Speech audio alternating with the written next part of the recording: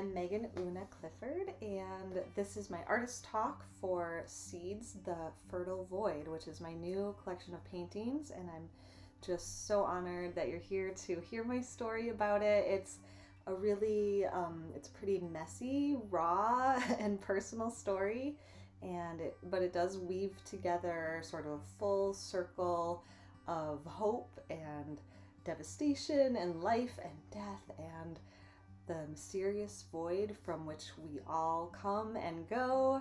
So, and there's flowers, lots and lots of flowers. So do come along on my journey, and please hit pause anytime during the talk to just go ahead and go below, scroll on down to please add your comments or your thoughts and insights. I'd love to hear what this is bringing up for you. And I should say this talk may need a little trigger warning. I will be talking about infertility, and if you're going through it or still processing trauma around that, just be aware I will be talking about a little bit of loss and treatment, lots and lots of treatment, and coming through the other side. And I won't be going into all the gory details, but it's a story that I hope will help anyone who is in that super, super shitty club. And wherever you are in the process, you know, I hope it only helps. And I also hope to just shed light for anyone interested in learning a little bit more about what that may look like for people going through it, because it's sort of taboo and we don't really talk about it enough. But actually 1 in 8 couples in America currently is experiencing infertility if they're trying to have a baby, and it's real and it sucks, and it's, you know, something to learn a little bit more about. Okay, so disclaimers aside, let's get into it. Okay, so it's funny because this is an art talk, but I'm going to take you down a little bit of a rabbit hole here. Who knew all this old emotion could fit into these little abstract paintings? But that is what happened. So we will start right here. So I was freshly married to this wonderful man after waiting quite a while to find the right person. And we started trying right after we got married, but we could not get pregnant. Infertility is a special kind of hell because, for me at least, nothing is more precious than a child. So the yearning is really deep. And every single cycle there's this grieving process when it doesn't happen, which after a year turns into despair, and you've got all the online research, the lifestyle changes, the vitamins, acupuncture, massage, doctor's appointments, getting poked and prodded, and it's taboo to talk about, plus nobody understands unless they've been through it, so it's really, really lonely. And I won't get into all the details because it's pretty triggering and depressing, but I will say that out of curiosity, I recently did the math, and we hoped and were disappointed for about 70 cycles. 70 times my period came and I didn't want it to. So by the time we were 2 years into it, we had learned this whole new language. And if you've been there, you know, but if not, listen to this gibberish. RETTC FET HSG IUI DNC PIO PGS ERA CoQ10 IVF, of course you know, DEIVF, and the grossest of all the acronyms, EWCM. If you know, you know. If you don't know, congratulations. Don't Google it. Anyway, you know, there's more. There's the Lupron, the Follistim, the Gonal F, the Stims, the Progesterone, the Hatching, positive beta, the negative beta, the 3-day blast, the day 5 blast, surrogacy, ectopic, trigger shot, and on and on and on. It's this whole new lexicon to learn, and with it comes a hurricane of emotions.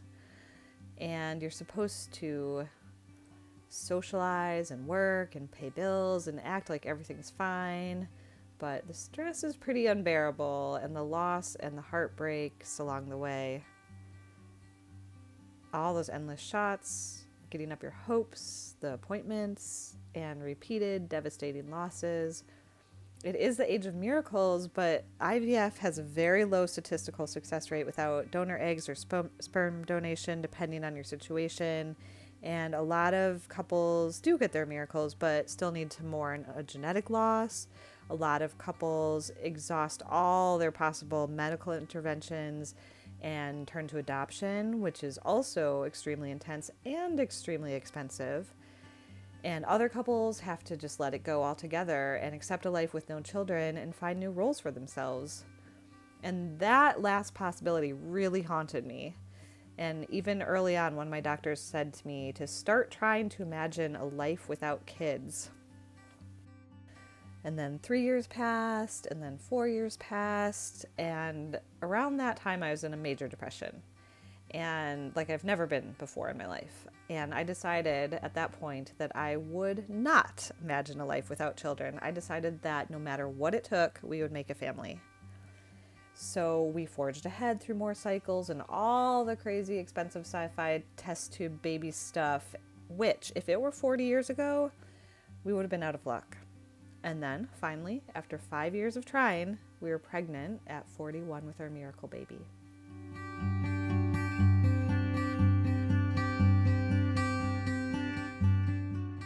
And she was perfect. And all the love I imagined we'd have for a baby was a trillion times more, because children really are one of life's sweetest things. So after a couple years, we thawed one more of our embryos on ice and we added our son to the family. So life went from this dark hole of despair to just falling in love every day, more deeply than I ever could imagine. And that dark hole gave way to this flourishing, blooming, blossoming. We went from this world of lack to feeling like something so crucial was missing, to this fullness and this sweetness.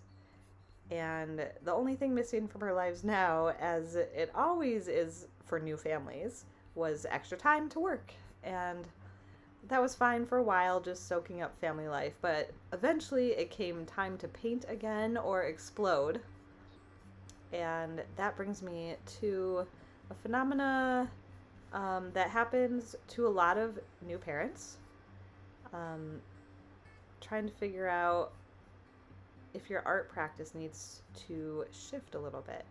So the tricky thing was, my work had been really big and intricate, and I was often using oils and doing portraits, blended with this really labor-intensive, meticulous abstraction.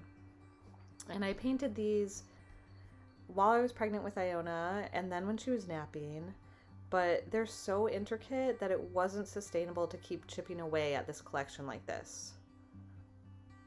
And once I got to this giant piece, it was sort of the breaking point, or at least a shifting point. I was working on this piece called Dissolution after I had Iona, and it took me almost 3 years to finish.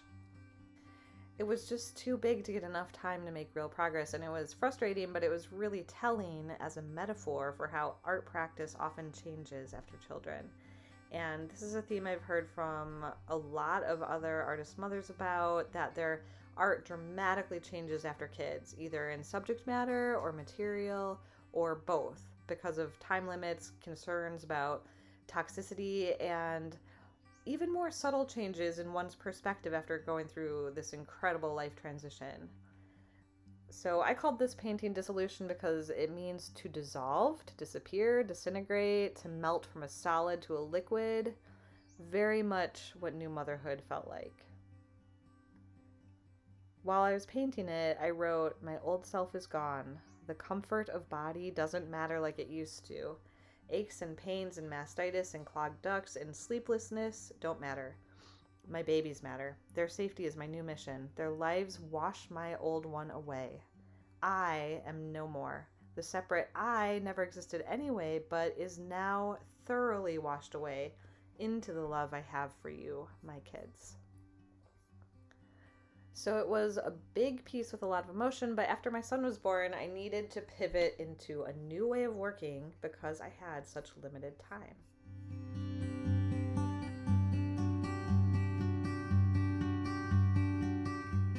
So it was COVID, with young kids, no family, no childcare, And the only thing keeping us sane every day was our daily walk.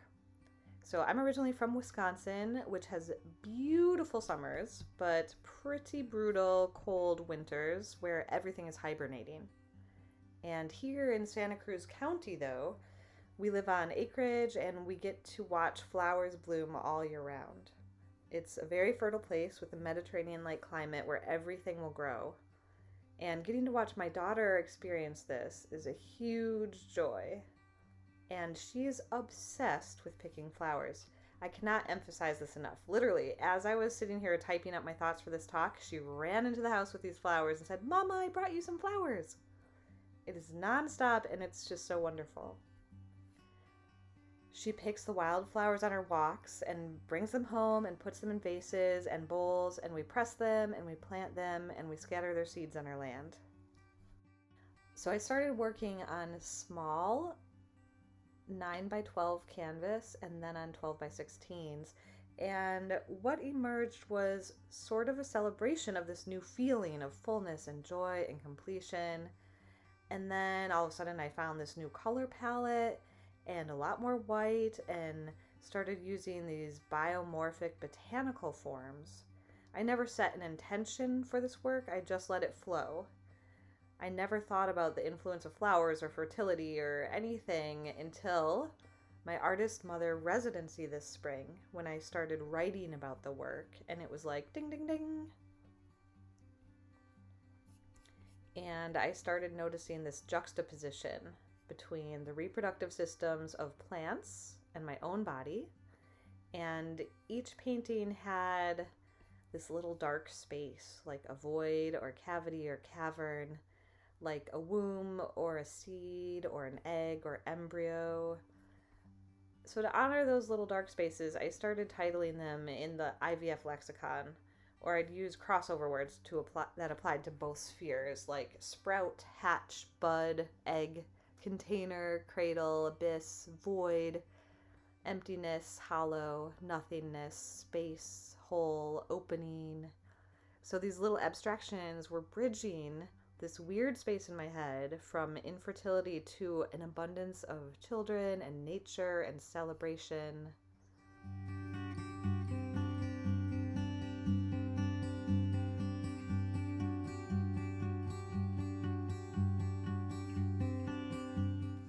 And they were really healing and flowed so effortlessly, and they were so joyous and fun to make.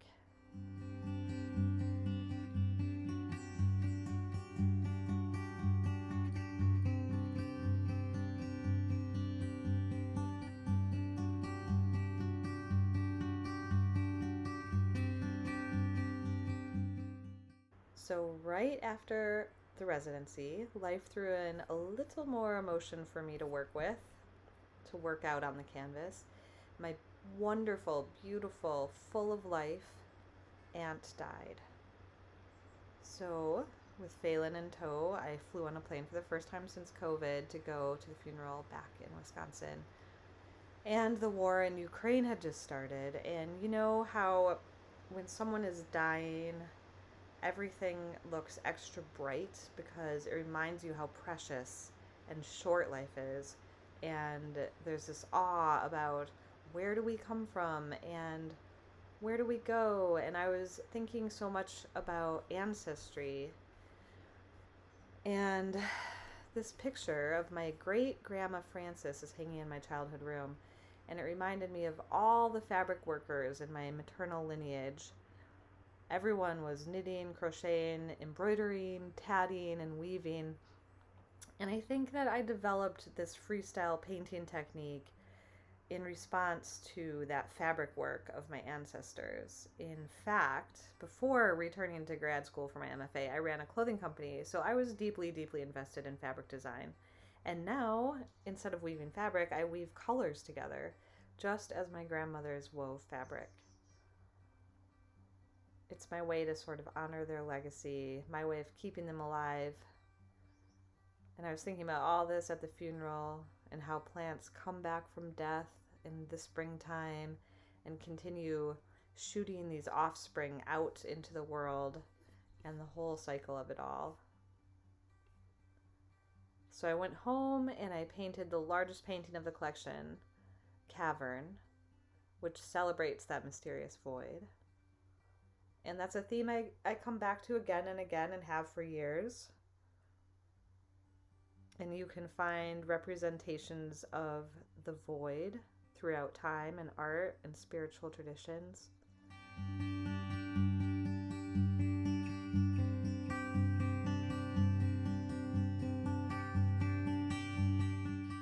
And with these thoughts, we'll come back full circle, back to the start of our journey, and think of these little eggs and embryos and seeds and wombs and fresh new beginnings.